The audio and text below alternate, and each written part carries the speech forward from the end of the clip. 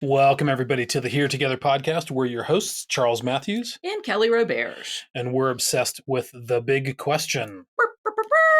Can we live together sustainably? And if so, how? The reason we're obsessed with these questions, is because we know there are thousands of people out there right now pining for a more satisfying, engaged, supported, and sustainable life and living situation for themselves and their families. And maybe you are one of them. We know so many people who simultaneously feel blessed and privileged with a good, secure, abundant life, but they know they are missing something. This single family lifestyle has caused so many of us to trade away community, mutual support, and joy for the illusion of autonomy, abundance, and safety. There's an ache in our bones for a life that is more connected and meaningful, a life that sees us giving more of our gifts and that leaves more and less of an impact on our world. If you feel that same ache, you're in the right place. Kelly and I are on an expedition to find a way to live that strikes the right balance between privacy and community, connection and freedom, and leaves a much lighter footprint on the earth and the climate. There's not much time. On this season of the Here Together podcast, we'll be curating conversations with the people who are living in eco-villages, developing new co-housing communities, inventing or rediscovering low-impact technologies, and even designing new ways of living together. We're talking with people who are at the forefront of sustainability science and human design to get answers for us and for you about how regular people can break out of the suburban box and live in a way that makes sense to our bones. We're beyond excited to talk with Dr. Kat Caldwell today about some of the human issues of living in community. How do we mobilize in the face of climate change when we're mired in grief and/or denial? How do we make individual changes that have a positive impact? Dr. Caldwell has a PhD in human development and is a researcher and teacher in the field of conservation psychology, which strives to understand, quote, the reciprocal relationships between humans and the rest of nature with the goal of encouraging conservation of the natural world. Kat researchers how people make conservation-based choices in their household and how messaging can promote healthier and more sustainable food systems and behaviors. Kat encourages her students to become self-aware, critical thinkers, and engaged citizens with an understanding of what motivates conservation behavior. Kat is also the interim director of Thrive Ithaca, the Ithaca Eco-Village Education Center, and she's a resident of the Eco-Village. So she's a perfect person to talk with us about how we can make this dream of ours work. With enough money, we could design and build all sorts of awesome housing and community features.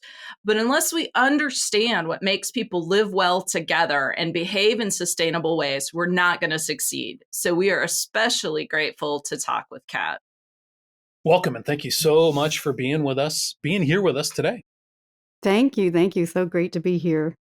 Yeah, and we appreciate the time that you're giving us. And like Kelly said, we're just really curious about both your understanding of the psychology around change and your personal lived experience of making a decision to move into a co-housing community and what that kind of took for you kind of inside to make those changes and what the payoff and I guess what some of the costs were as well. But we're going to kind of start with our usual first question. Yeah, our starting question is, since a big part of sustainability is sharing, we want to know, did you have to share a bedroom when you were a kid? And how did that go if you did? Oh, interesting. I did have to share a bedroom, at least for a chunk of my childhood. I had a half sister come along about 8 years into my development. And after she was just a little baby, we started sharing a room.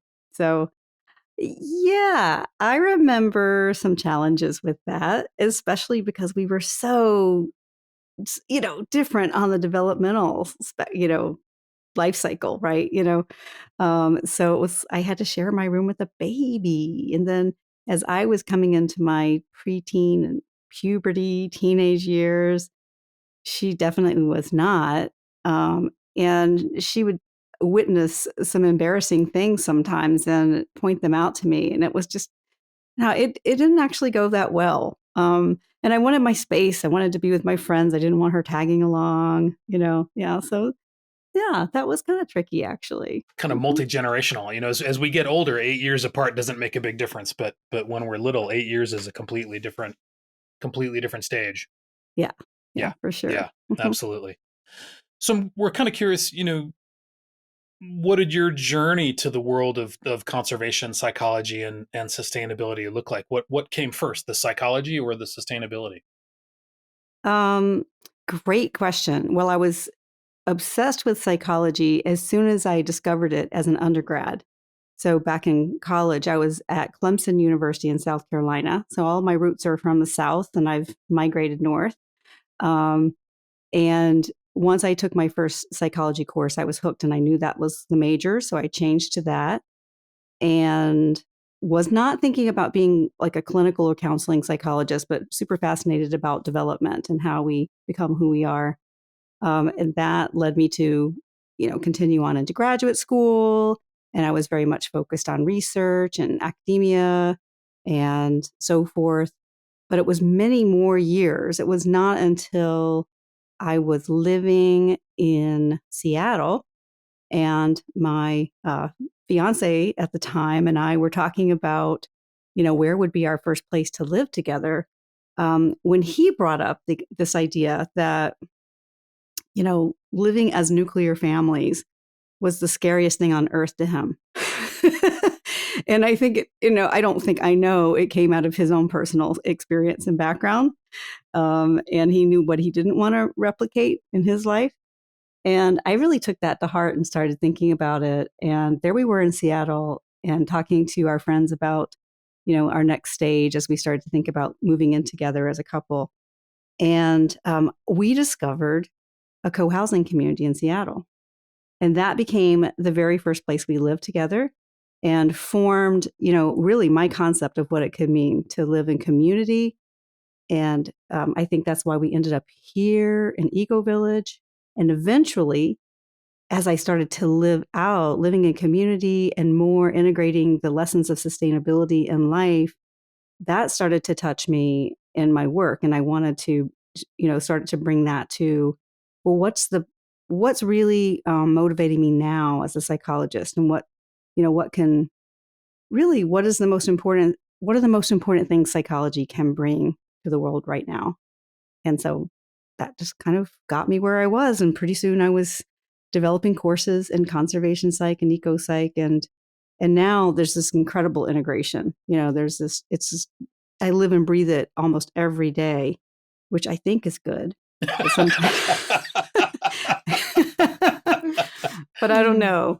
It's it's all of it every day now. Because you're literally living it in the community that you're living, and you're teaching it, and you're trying to promote it. Yeah, it's a lot. It's a lot. It's a lot. Yeah. Well, I'm glad you're doing it, and I hope you find ways to ignore it for a little bit sometimes. But a solid majority of adults in the United States now finally acknowledge that climate change is taking place, and that it is caused by human activity. So there's sort of at least a change in at least the surface level of denial. But what part of our psychology is preventing us, individually from taking action around climate change? That is so much. And I kind of want to go in a direction of something you said right at the beginning of that, which is, so people are starting to integrate this belief and this understanding that we really are in a climate catastrophe, right? And so, well, maybe they won't use those words, but I will.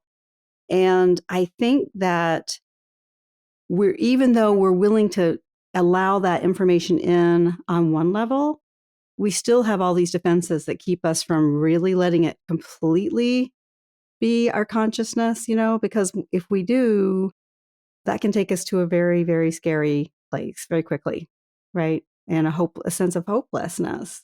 And if we stay in that space too long, we get frozen. We can't act at all. So I'm not exactly sure what the answer to that is, because I think I think I do. I think we just have to get to the place where we're skillful in taking in the depth of the destruction and of where we're at, and then allowing ourselves to move through the emotions of that, to truly come to terms with it, to grieve what has been lost, to even own that no matter what we do, we may not get out of this, and despite all of that, know that the only way forward is to keep working, to keep changing, to keep growing, because what other reason could we have to live, To get a really high score on a computer game or something, or right. I don't know, maybe there's some other reasons to go buy the next pair of shoes. Right. But really, no, but yeah, no, that's, I mean, you asked that question in a rhetorical fashion. I totally agree. That's, I think something that came up the other day, some former speechwriters for Hillary Clinton were talking about how they wrote a speech about climate change back in the aughts, and before she was even running for president. And it came back with a bunch of notes from Bill Clinton that said, you need to make this sound like an adventure rather than, this awful thing we have to take on. And, I used to work with teens all the time, and teens are always looking for something powerful and motivating to do, something meaningful to do besides just getting a high score on the video game or whatever. And I think, I want to get a high score on adapting to climate change. That's my goal. Yeah. Well, I mean, it just makes me think like just adulting is relentlessly challenging. And that's kind of on a human scale of like keeping the bills paid and keeping the cat box clean and keeping the food on the table and, just, keeping the car on the road, all of that stuff. Just like, I think humans can conceive of that level of task. And it's relentless, and there's more than we can get done in a day or a week or a year. And then there's this other thing that is so much bigger than we can even conceive of, that we feel like we have no power over. And there's a little bit of responsibility in there too for each one of us. We all share in the quote unquote blame for creating it, if we're willing to accept that it's human created, that the ease of our lives is resulting in, contributing to this catastrophe. It's a huge thing to wrap our heads around. I don't know if there's a question in there. There doesn't seem to be a question in there. I just needed to kind of frame it a little bit for myself and maybe for listeners. Yeah. Of kind of what acknowledging the ignoring. Yeah, acknowledging that it's easy to push it to the side when we're just trying to, deal with all of this regular life stuff, plus a pandemic, plus civil unrest, plus blah, blah, blah. And then on top of that, we've got this big nebulous... Everybody's now turning off the podcast. Yeah, no, but we're going to have fun. We just had to, kind of pin that up on the wall to look at. And then now we're going to talk about... Well, last month's guest, David Johnson, his big thing that's right on his website is feeling hopeless does not equal being helpless. Right. Yeah. Right. Yeah. Mm-hmm. And I really love what you said, Kat, about just because all of that is true, what are the options to, give up and lie down, or just to keep working, and I look at civil rights, and I look at women's rights, and I look at all of these issues that, the early pioneers in those movements did not see it fixed. Oh, yeah. And we will not see this fixed probably, but having a life well lived is kind of at the heart of our big question of how can we live in a way that, that old saying about, I want to slide into home base, just, used My hair up. on fire. Yeah, Used exactly. Up. I mean, like, I don't want to be well preserved when I go out. I want to be used up. So how do we live in a way that is both contributing to the benefit of all life on Earth and to our, setting ourselves on fire in a good way? Right. Yeah. Yeah. And, again, you spoke to so many things that I was like, oh, yeah, I want to talk about that. So if you go back to I was imagining my teenage daughter who's going to be 18 soon. I was imagining my college students in the classroom, them adulting in this time, as you were saying. And what I was thinking about is how they have been told a story about the way life is, right, since they were children. But they've also been part of this unraveling of that story. They've been watching that story unravel now in their most formative years. And they're no fools, And so if they come into the classroom and their teachers are still teaching that old story, they're looking at you like, no, we know that's not true. They're ready, they're hungry for someone to just acknowledge that old story is dying, and then of course help them to create that new story. And so that's one thing I think that is the adulting that they're doing right now is, and like every good generation that's coming of age, I think there's a bit of throwing off, some of the assumptions of the old story and rebelling and so forth. So that's part of who they are developmentally. But I think especially in this time, they're recognizing that we are so done with the old paradigm of how we live and what our purpose here is as humans and as consumers, this dominant social paradigm where economic progress is the goal. And all of these resources are here for our consumption and our economic growth individually. I think they get it. So they're ready for us, but they're ready to watch the adults actually do some adulting, and some real adulting. Yeah, some real adulting and grow up and look at what's really happening and be willing to be brave and embrace a new story too. And I do think part of that new story, there, of course, there is a something positive we can hang on to there, which is that we can learn these new skills of resilience. We could talk about sustainability, but this word's becoming kind of passé as we recognize it's not that we want to sustain what we're doing because that's not working.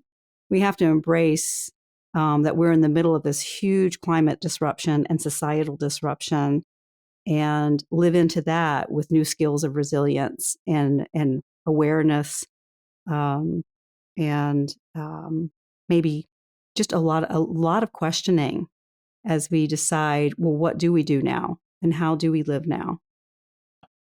Yeah, and it takes you said earlier, we have to build some skills, and it takes some skills to live in the unknown and to develop resilience and to I sense that a lot of folks have built their adult persona around a certain certainty. That this is how you get ahead. This is how you create safety. This is how you create abundance. This is how you create status, success. Yeah, yeah, and those things are up for grabs now. And I'm just wondering what are the psychological mechanisms that you're seeing or that you're helping other people develop to let go of what we thought and be able to be open to something new and unknown?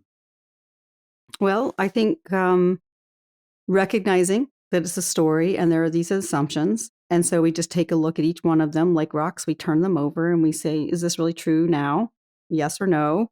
And then, so that's one aspect of it, which is really related to the aspect of just becoming mindful. So this is where I bring in it just doesn't have to be called Buddhist thought, but that's really helpful from my perspective of where we just start to recognize we can let go and be at peace with not knowing. The uncertainty is, that is the reality. And it always has been, but now we can really learn how to accept uncertainty as the fundamental of life. And just learning how to be with, so practicing breath awareness, emotion awareness, body awareness, mind and thought awareness, all of that, as we start to, really recognize that those kinds of mindfulness approaches can help us to center ourselves emotionally, slow our thoughts, the cognitions, and use those resources, I think, to help us kind of know what to do next, I guess, yeah. Yeah. It reminds me of the interview we had with Pete Pearson way back, like episode 67 or something. By the way, this is episode 100. Yeah, that is very really exciting. Yeah. But Pete talked about gosh, I shouldn't have started this hair without remembering all of the details, but basically using mindfulness and awareness before taking action, but that action would arise out of this mindfulness. And it also makes me think about Michael Pollan in his book talking about doing kind of exploring microdosing and people using psilocybin and other mind altering tools to what he discovered was what he called the ground underneath the ground. And that has been my experience of just the tiny bit of meditation that I do now, like once a week. And for a while, I was doing it a couple times a week, but even just 10 minutes a day, I discovered that there was this ground underneath the ground that was more solid than my identity, that was more solid than my momentary needs or fears or anxieties. And when I can reconnect with that place to stand, I'm less battered by what's happening, what's going to happen. I don't know. I'm uncertain. And so I really can identify with your approach of using mindfulness, which confused the hell out of me when I was studying it way back in the 80s. Like, wait, you just want me to accept everything? That doesn't jibe with, because I was 20 and like all these assumptions are terrible, but I'm like learning about mindfulness where I'm just supposed to accept everything. But it's different. It's not really just about accepting everything. It's about abiding in what is, and then taking action from there. Am I getting that right? I think so. I think it's really, I like that, the ground beneath the ground. I think it's getting to a deeper truth, or wisdom about what's really happening in the moment, and all the emotions in our body are there to help us connect with that deeper wisdom. But they can sometimes, if we let them, they can just run us amok, So it's about going, oh, okay, I'm feeling this. Why am I having this strong sensation, this reaction? Okay, let me just sit with it and let it settle. And so what is that telling me? Why is that so important to me? Why do I care about that? And so I think it's being able to just slow down enough and listen for that deeper, quieter voice, that tells us, about how we can live, how we can be in interaction with one another. I mean, it starts to become something that I'm aware of, is just these characteristics of being mindful. You don't, sitting on the cushion is a very great way to practice that, but having that mindset that can be with you throughout the day, and then you start to notice how much it affects your ability to communicate more successfully, to not get reactive if somebody else is coming at you, with strong emotion or words, etc. As it plays out, or even, do I need to buy this thing that I think is this shiny new thing that I think is so important? So this mindfulness starts to help us see our habits, our habits of consumption, our habits of coping, that that can be part of the unsustainable habits, our habits of relating, our habits of thinking what's a good life, so I think it does help us get in touch with that habit mind, that we need to start to shift. And I do love that, just thinking about the behavioral habits, but the habits of mind as well, as something to learn about in ourselves as we kind of go down the path. My mind is just a mess. It has all kinds of habits. You're the only one, though. Right. Mm-hmm. No, anybody viewing this saw me hitting my head when you were talking about why do I want to buy this thing? I've been online shopping from a place of, it's not real. I want to buy a new piece of podcasting equipment. What we have works fine, but I came within an inch of spending a bunch of money on something the other day. And I know that it was just out of some other need, and I wish I could go back and spend a little more mindful time investigating what am I really looking for in this situation? What stimulation, what novelty, what feeling of abundance or success or whatever coolness am I looking for in this moment? But even before that, you were talking about, using that mindfulness to be in relationship with somebody else. Why do I want to say what I want to say? What is this energy that's coming toward me? Why am I responding to that particular word? And that kind of edges us into this community living and this co-housing that you've been doing. I didn't realize that you were in a co-housing situation way back early in your married life. What? So it sounds like your husband had some pretty strong reasons to move into a co-housing project. What were your reasons? Was it just to follow him, or was there something there that you wanted? And maybe you could define co-housing for people that are listening to. That would be really helpful.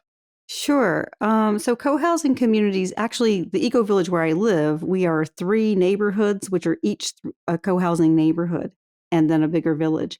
So co-housing community, they were okay. I won't remember all the names, but back in the 70s or 80s, I think, is when the first co-housing community happened, and we have probably at this point many, many hundreds of them just in the United States alone. If just to get a concept, you might think they sometimes look a little bit like a condominium community because they're like duplexes and they look nice. They're, attractive, and there's a lot of people living kind of in close quarters.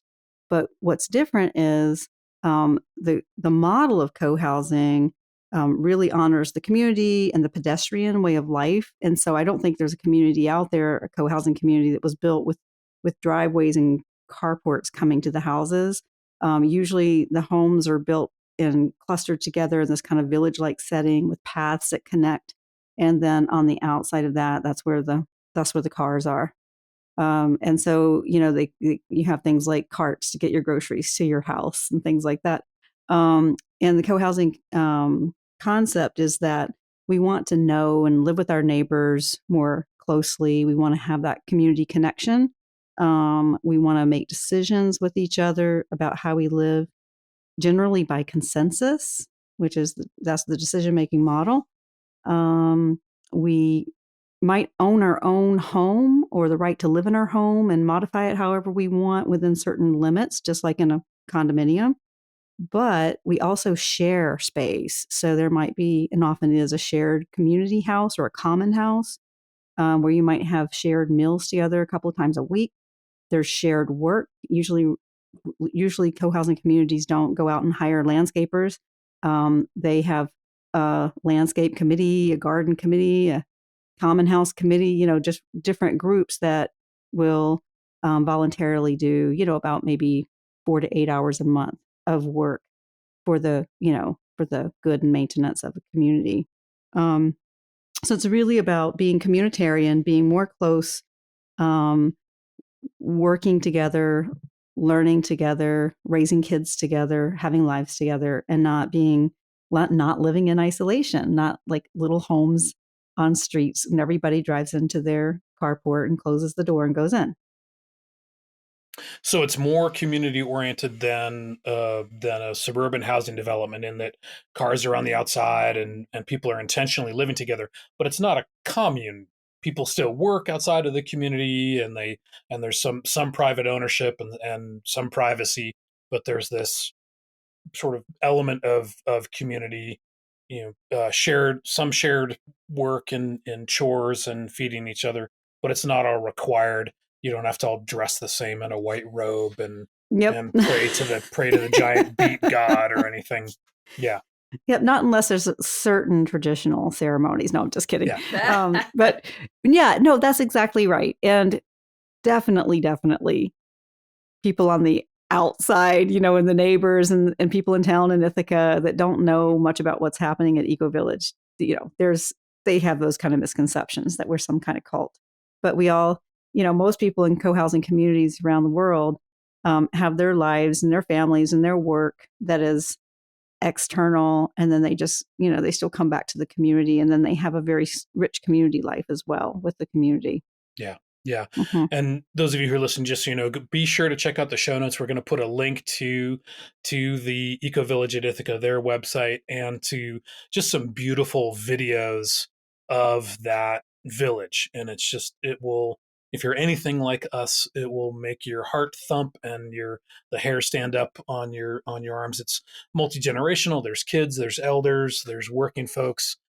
There's a pond with ducks. Yeah, it's just beautiful. I mean, it's therapeutic just to watch those videos Absolutely. and see that life can be fuller and beautiful. And, you know, you guys built all kind of in the middle of this big piece of land. So there's nature all around. Yeah, and yeah. I don't know. Yeah. There's a lot to recommend it. So back to the question, I guess, is what made you say yes to your husband when he said, let's move into co-housing. Let's not try to raise kids in the old way or whatever it was. Well, you know, what he said made sense to me for sure. And I'm like the researcher, you know, so I immediately started looking around to see what there was and discovered some. I don't know how, but I came across a book about co-housing. And then we were at dinner one night with some other friends, and I was talking about it. And this friend, Gabriella, said, "Oh, I know somebody who lives in a co-housing community in Seattle, and I can introduce you to them." So it just kind of happened really organically from there. And, you know, before we knew it, we had a place to live. So for me, I think personally, I'm somewhere on the spectrum between introversion and extroversion. But so I could see the appeal of having, you know, closer in community.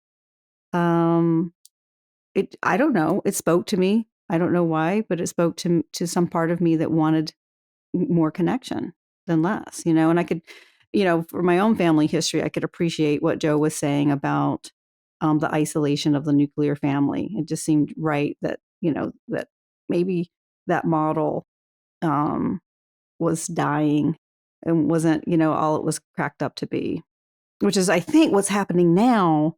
I think more people, like, this is starting to become a mainstream thought that, oh my gosh, this nuclear family thing is just not serving us well. And we need to live differently, and we need community. We need one another in a whole different way than we ever realized. And I can't help but think that's why we have something like 750,000 views on this video, maybe the one you were talking about that came out in November. And people are clamoring and asking, how can I live like this? You know, can we create a community like this? Do you have any homes in your community?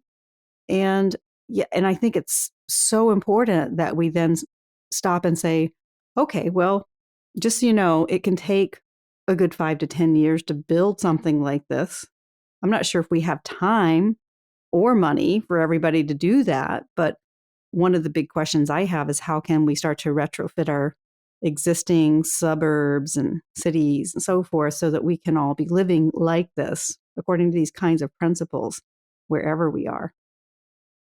Yeah, we're actually talking to Dr. Dion Payne from Australia, who works with developers to raise money to in some situations to retrofit suburban houses to create co-living, not co-housing, but co-living situations where more than one family can live. Because she's just saying there's more and more people who need 1 and 2 bedroom houses and don't need, you know, these 4 and 5 bedroom McMansions that have been building all around the United States. And that's really our passion project, is how can we reuse existing structures, you know, abandoned schools or you know, factory buildings or office buildings that are sitting empty.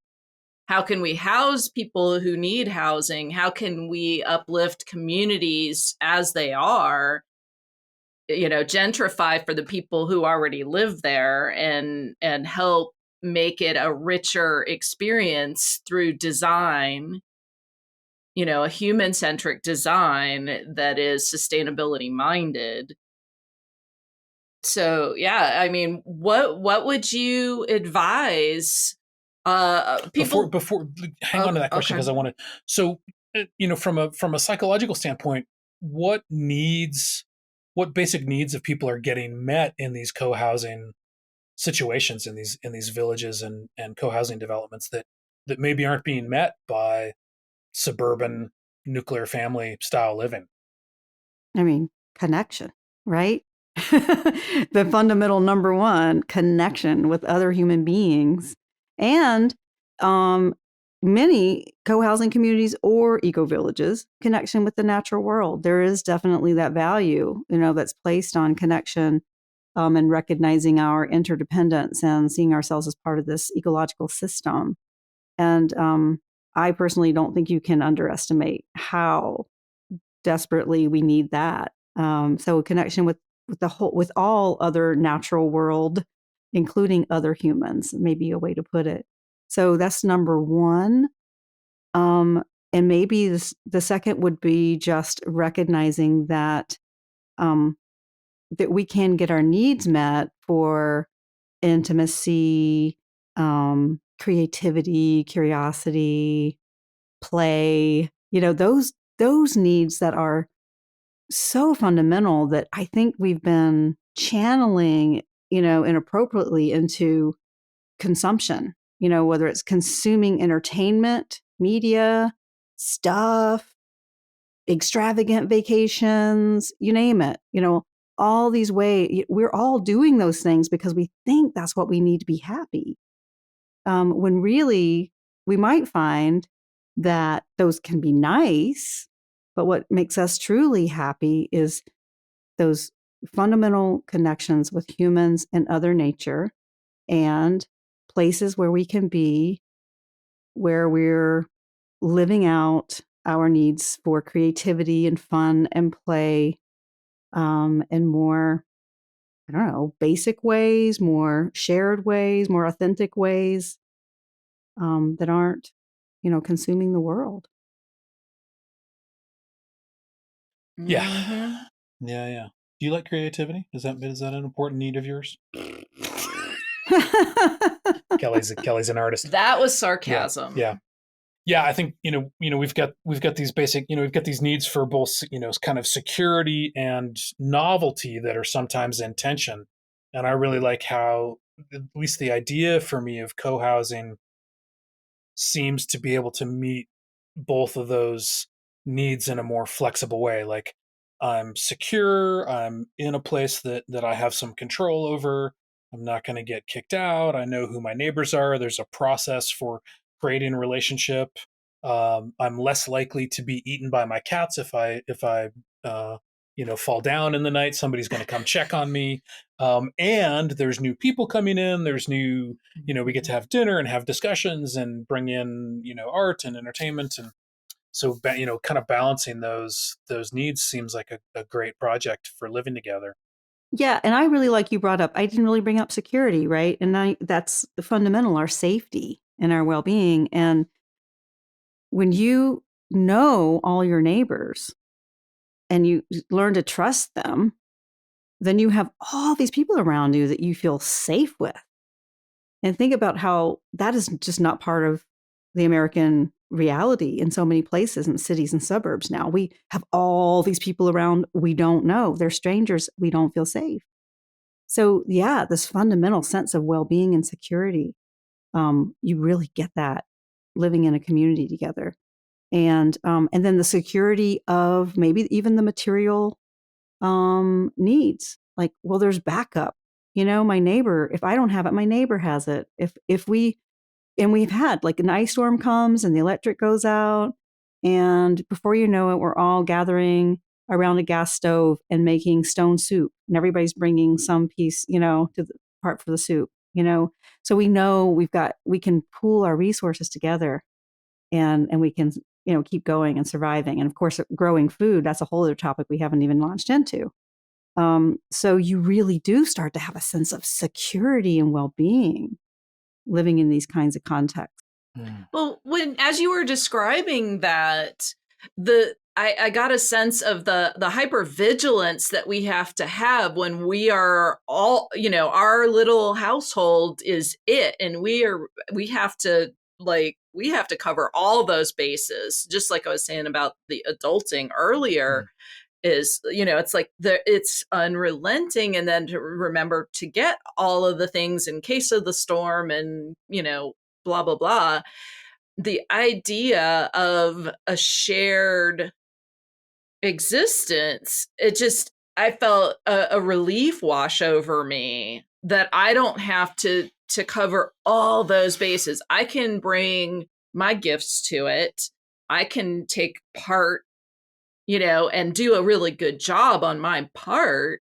And I don't have to do the parts that I'm terrible at and that stress me out. I can bring my gifts with joy to the table, and know that everybody's covering, we'll do well enough with everybody. And when we're working at our best in community, I think that people really get that. They're not down about the fact that they have to do their community work, because they're doing something that they really feel good about doing. And and we can rest in that reassurance that it's not all on us to do everything. And living in Ithaca, New York, in the middle of the winter, we've got people who that's their job, to make sure the paths are clear from snow. And, in the summer, there's people that work on the paths for hiking and walking. And it's amazing to have so many people all kind of looking out for the good of one another. And it's completely in contrast to that fortress that you go into with your little nuclear family. Close the garage door. And you got to raise a kid in a co-housing situation. And my understanding is that's a very different kind of experience for a kid growing up. I think that's something that draws a lot of people in right now. Young families looking at, how can we raise our kids in community? How can they have that freedom to run out their door and down the path and go see their friends, and be held, be seen and be cared for by more adults than just their two parents, or whatever combination that they happen to have. And the only thing I've seen is that there's a little bit of a rub about when you turn 15 or so. Teenagers start to become, very hypersensitive to being observed. They get, egocentric and worried about what others think, and they feel like everybody's watching them. And so, at least my own personal experience is that can be a hard time for the teenagers, and they might retreat more and hide more and be a little bit like, oh God, eco village, really? But I suspect, because I've heard a little bit of this from my daughter for sure, but I suspect in very short time period, give her a few years in college or living in the city or wherever she's going to go, and she'll start to really appreciate what it's been for her to grow up here. And the little kids, they would just tell you, they love it. They absolutely adore it. Yeah. 1,000 grandparents. Right. Aunties and uncles. Yeah, have you thought about building like a subsidiary village out in the woods with just like teepees and for the teens, just like, you're 15, you don't live here anymore, you got to go live out in the woods. We don't want you here anymore. Go out in the woods, learn some skills out there. Do your something to be said for that. Yeah. Actually, that's probably another story, but there is sort of that kind of thing happening in the woods adjacent to Eco Village, because we have a 4-H cooperative extension 4-H program now. It was started separately, but it's called Primitive Pursuits, and they work with kids and youth out in the woods, not too far from here. Yeah. Nice. Yeah. But we don't have an encampment for the teens. And no, maybe we should. You'd have to fool them into developing it for themselves. Yeah. They'd have to think it was their idea. Exactly. You got a point there. Well, I do have a question, because you're preaching to the choir about all the benefits of this. my guess about people who would be skeptical or hesitant to live in a community situation like this was just that it's hard to share. You have to give things up. What do people in your loss of privacy, in your research and among your students and in your experience living in co-housing situations, what are people bad at? Ooh. What do humans just have a really hard time with? Or is there anything? Is it different for every situation? Well, this is clearly not a utopia. And so we struggle with all the same things humans everywhere struggle with. Social loafing, there are those who always do their share and those who really don't, right? So that's something we're bad at, I guess, is that people can sometimes let other people do the work, if they're, of that mentality, or maybe they're just too busy. And I guess a sweeter side of that could be we acknowledge that sometimes people are going through a hard time in their life and they need a little break. And so we give each other slack. And then hopefully it comes around and that person, gives more later. Let's see, we can doing the consensus decision-making process I mentioned earlier is a feat. It can be very, very difficult because at the end of the day, a consensus decision means everybody has to agree. You're not voting and it's not 9 out of 10 people agree. It's everybody has to agree. And it takes one person from one household to block a decision from happening. And I've seen it many times. And it can cause a lot of heartache and a lot of distress and conflict in a community. So that's something where we can, that said, we can also make decisions this way. And maybe it's more than you want to get into in this discussion, but two of the neighborhoods of the 3 are seriously starting to work with a new process called sociocracy or dynamic governance. And this decision-making process feels a lot like consensus, but the way we get to that place, I think is more democratic, is more sensitive to the needs of different kinds of personalities, like making sure everybody's voice really, truly has a space, and also kind of keeps the voices that are too loud too often in check, and actually speeds the process of decision making. So in my experience, sociocracy gets us to those decisions more quickly than consensus. But yeah, the decision-making piece is hard.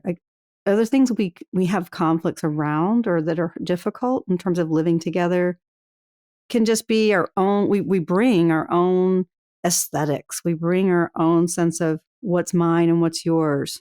And we bump heads around those things. We might, somebody might want to put a fence up, God forbid, around their yard or between 2 yards. And that can really cause a stir between neighbors.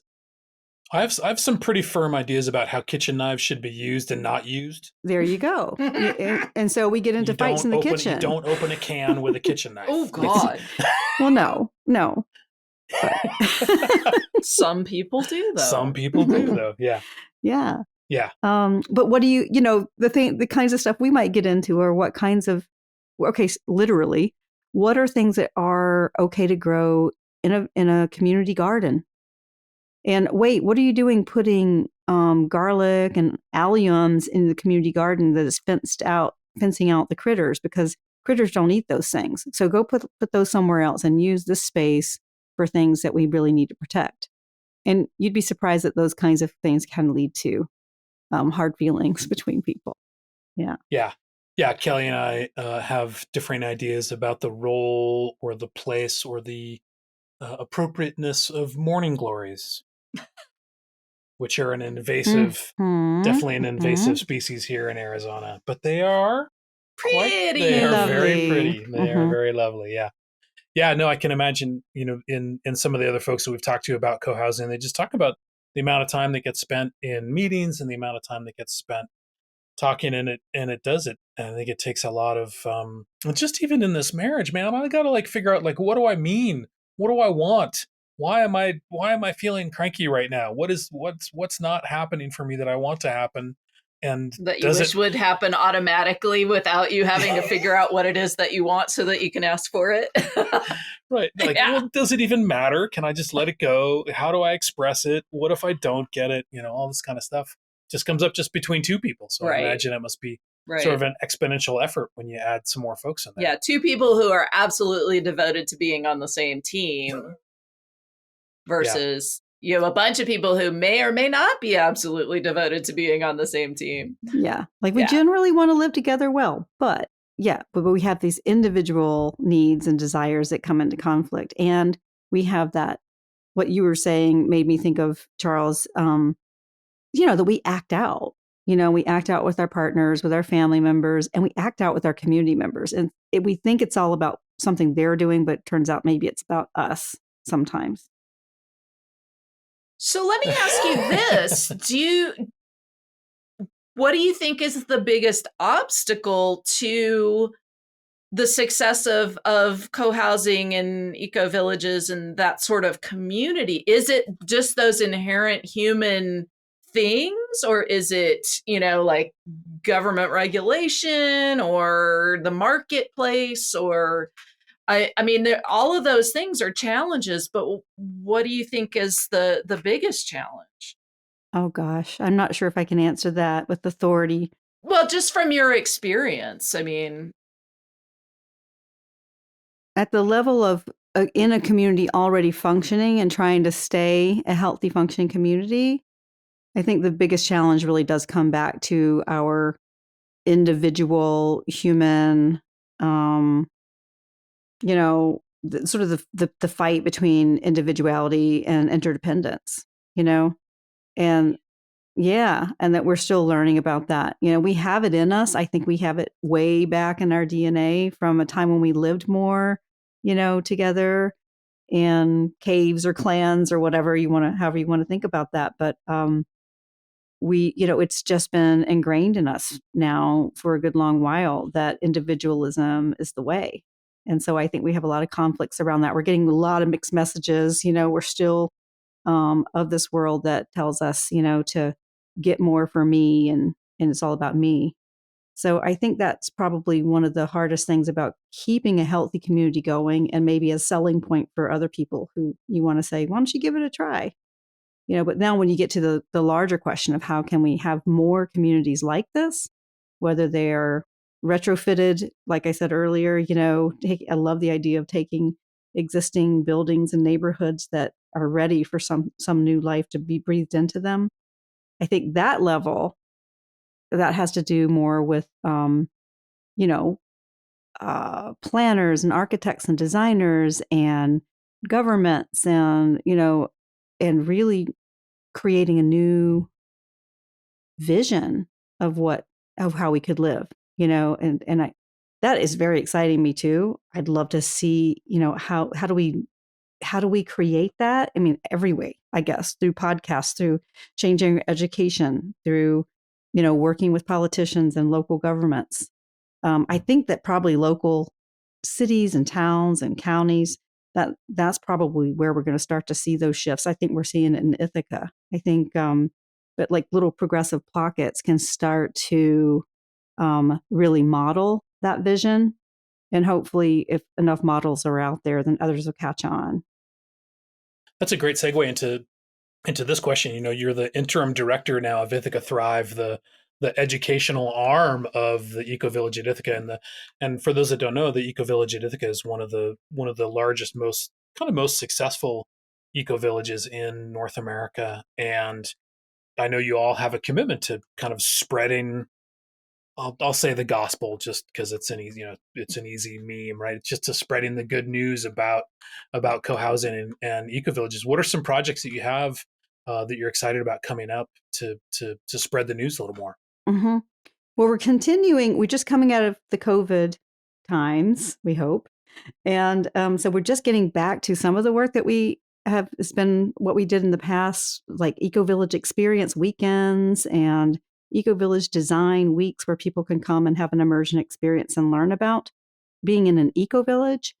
And at the same time, I believe where we're headed, and the board seems to be in agreement too, is we really want to help people see that you don't have to start from scratch and create that eco-village or that co-housing community, although I think there's still room for some of that. Um, um, what I'm most excited about is starting to form collaborations and partnerships with organizations in town, with the colleges in town, with the city. We have Ithaca's Green New Deal is alive and well, and really start to look at ways we can collaborate for demonstration projects and talk about more. Here are the lessons of living in an eco village or a co-housing community, and how can we apply them wherever we are. So that, for an example, having a vision of the city of Ithaca as an edible city where, just like when we walk through the neighborhoods up here at Eco Village, there's just food growing everywhere. There's permaculture gardens, there's fruit trees and berries and all of this food. Instead of just, let's have some nice ornamental parks, how about parks that are edible? And there's more of a culture of just growing food in general, in people's yards, making access for people who don't have their own real estate to grow food and access that food. That would be one example, I think, of a way we could start to model this kind of resilient living outside of just an eco village or a co-housing community. So instead of insisting on the whole package, it has to be this way. It has to be an eco village with this proportion of wild space and this intergenerational stuff, being able to export some of the principles and good ideas that you've developed that could fit in other spaces. I think so. I think it's got to be part of the mix of solutions. And absolutely, if there's somebody who's a developer and they're thinking, how can I go and develop a new, I don't know, 100 acres of places for people to live. Yeah, please, before you develop all of those 100 homes on 1 acre lots, come check out Eco Village. Because that was exactly what happened here. A developer's plan was to turn 175 acres into, I don't know, 100 or so homes on suburban plots. And that was going to leave about maybe 5 to 10% of the land wild or green. And we did exactly the opposite. All of the 100 homes up here at Eco Village are on about 15 acres, and the rest has been left for farms and fields and forests and wildlife and so forth. So I think that however that looks at the level of city planning and local planning, I think that's an important lesson. Yeah, that's great. That's great. Number 8, you want to try number 8? Let's try it. Okay. Let's let Kat have a sip. Yeah. I'm wondering, what is number 8? Uh-oh.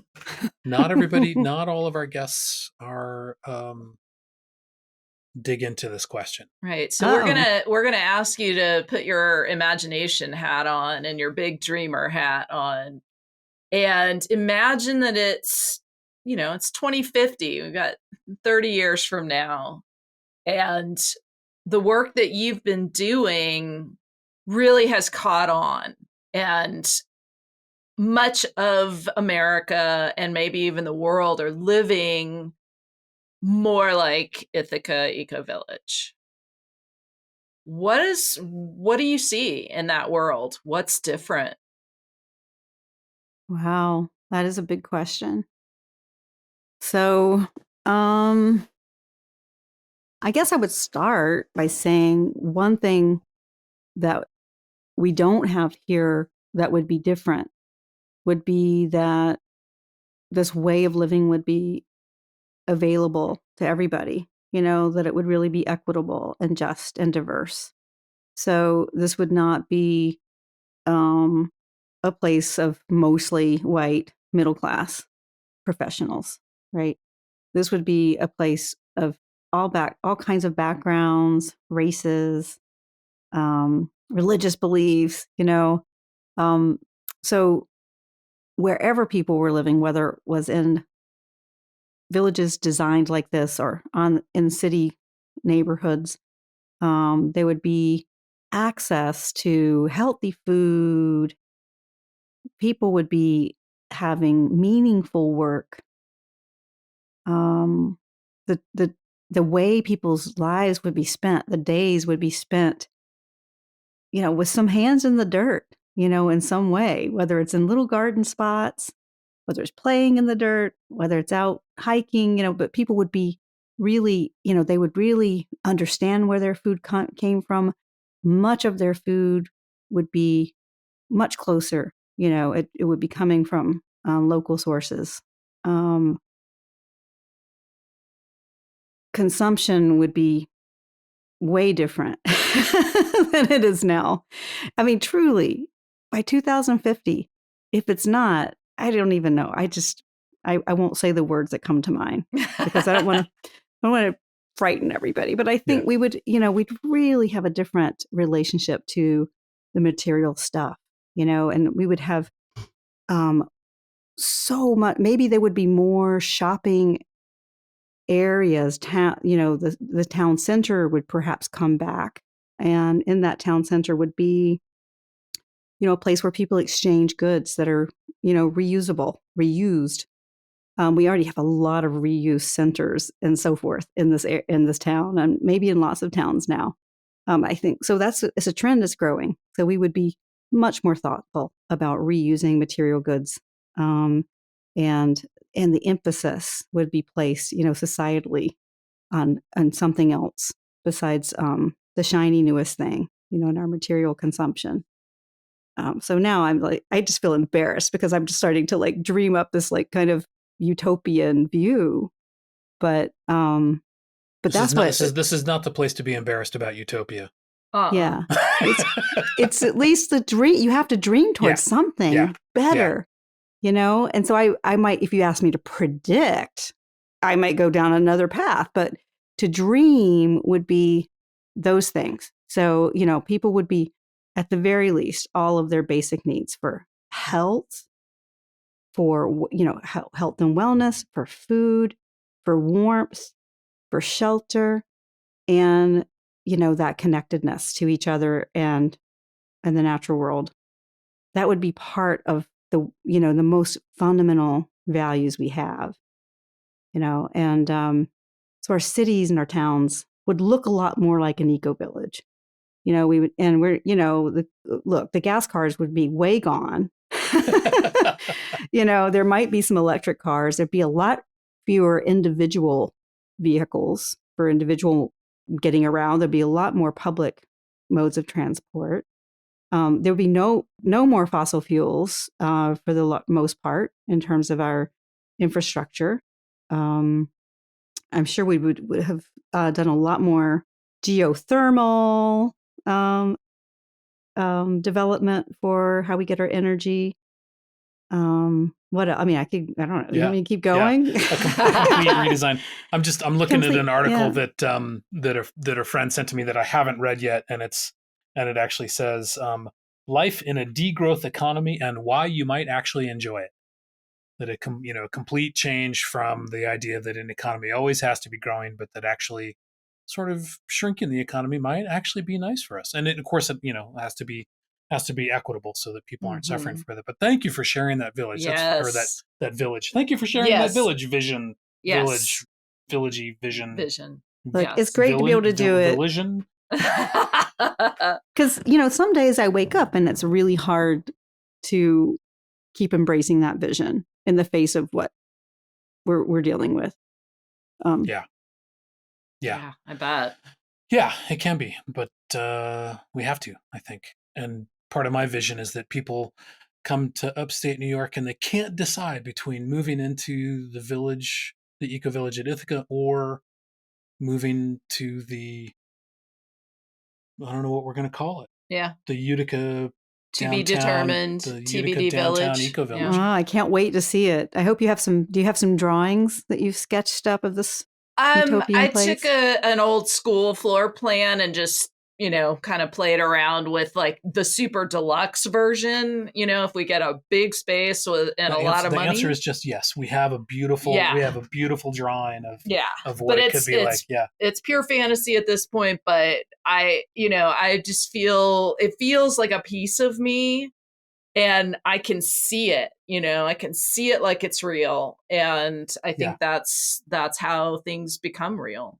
And it scared the bejesus out of me at first. Like Kelly I kept thinking about like, okay, like a couple of houses, a duplex or something. And Kelly kept talking about a school, bigger. And now I'm 100%, especially now since the drawing's really important. And how many people are we talking? How many people? It'll really depend on the site and what the community wants. We know that wherever we end up, hopefully it is Utica, wherever we end up, there's going to be, a process of research and community building to find out what folks want. But our idea is definitely very much intergenerational, mixed use, and integrated, retail, a reuse shop, some a demonstration garden, a conference center, entrepreneurial incubator kind of thing that would actually bring income into the site, so that we can kind of keep the maintenance costs of the building down, so that we can keep rent or purchasing prices for the units down. And probably I think you all have discovered that sort of, what is it, 100 people per village is kind of the right size, or per neighborhood. Yeah, I was going to say something about that earlier. The ideal co-housing community I've read is somewhere around 20 to 25 units, households. Yeah.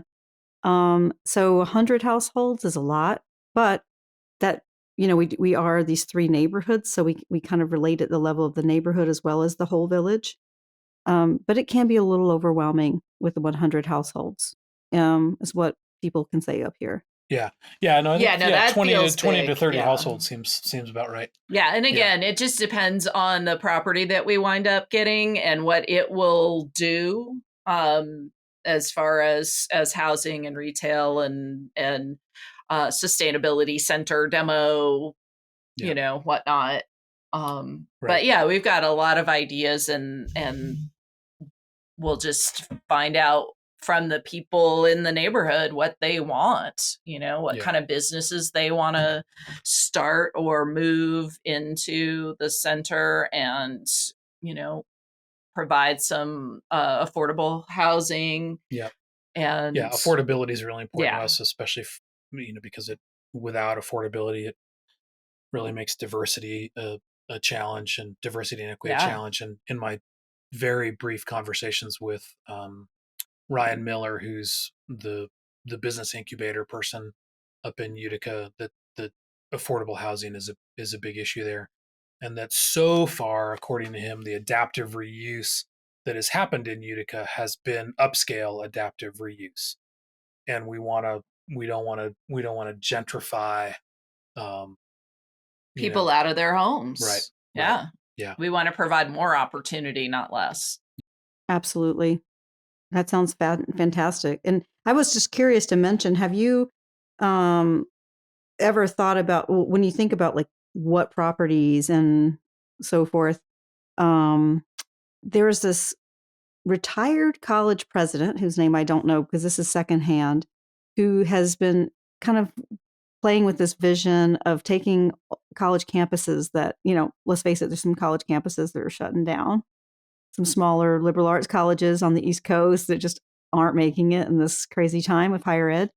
What are you going to do with those campuses? Yeah. We want one. Right. And and that was this guy's vision to, that would be a great place for an eco village. Definitely. We were talking to a guy who's doing that with Urbana, Ohio. There's a small college there that is available, and he was working on that project. But they're fascinating. They're charging. They want $40 a square foot. Yeah. And he thinks it's viable at $10 a square foot. 10. So they really have to come down on their price, because it's going to cost a fair bit to retrofit those dorms. But he likes this particular developer that we know. likes college campuses because there are already residential buildings.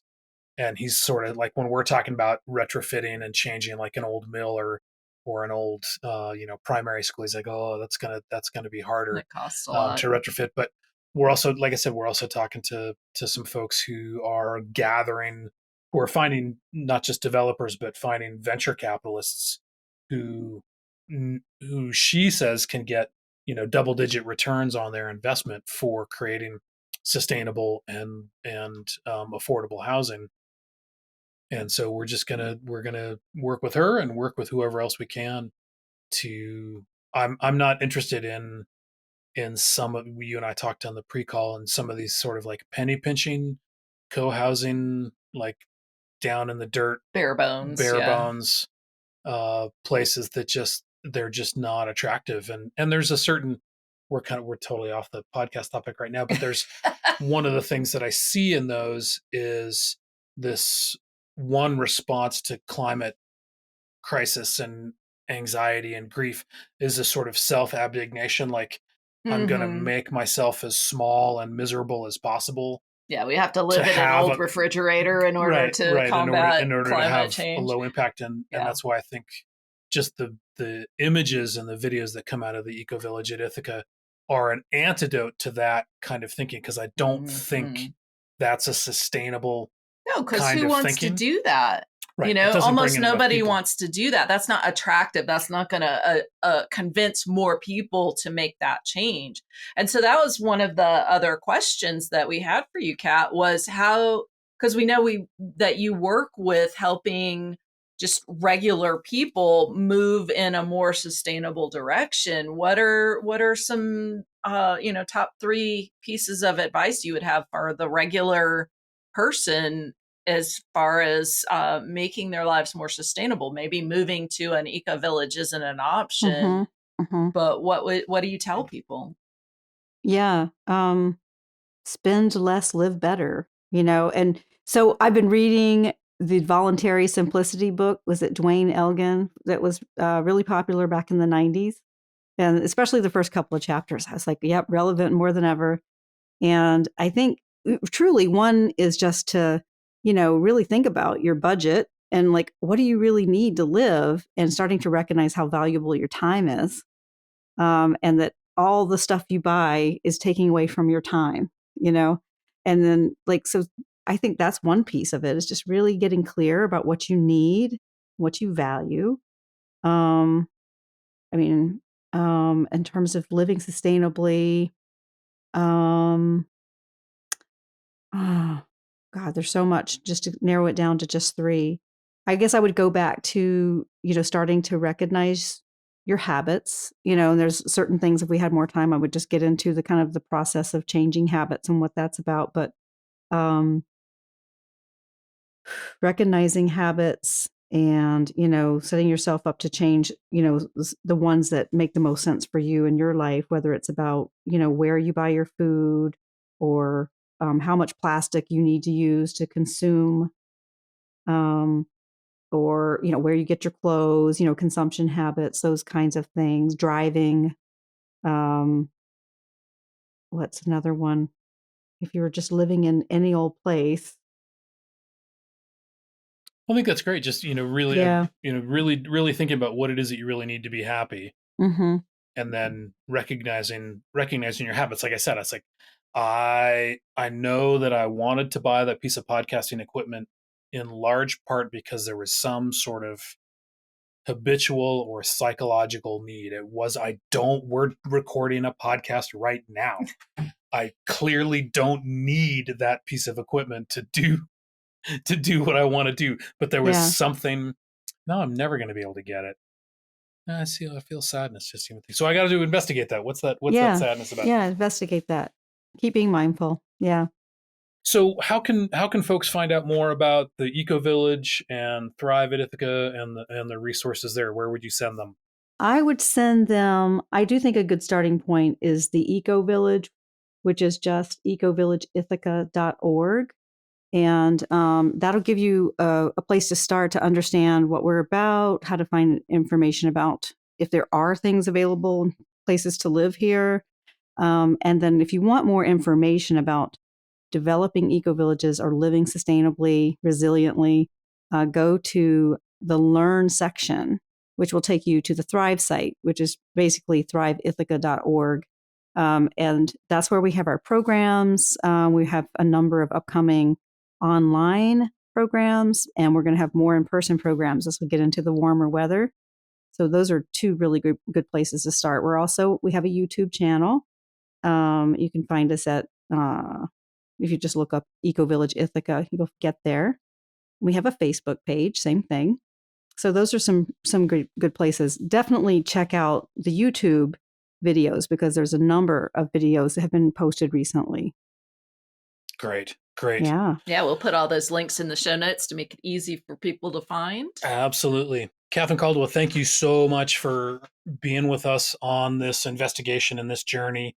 And thank you to the listener who's coming along with us as we figure out a way to find, create, support that place where our bones feel good, to put your metaphor about just being able to kind of rest correctly, lightly, and joyfully on the earth. Be sure to subscribe to this podcast. And it's easy. Just push the subscribe button on your podcast app. Yep, it's free and easy. Yep. And be sure to join us in the Here Together Community Lab on Facebook, where we will be sharing all of these ideas, sharing the articles that we've been talking about. And we want to hear from you and what your story is about sustainability and community. Absolutely. Thanks so much for joining us. It's been a pleasure. Thank you.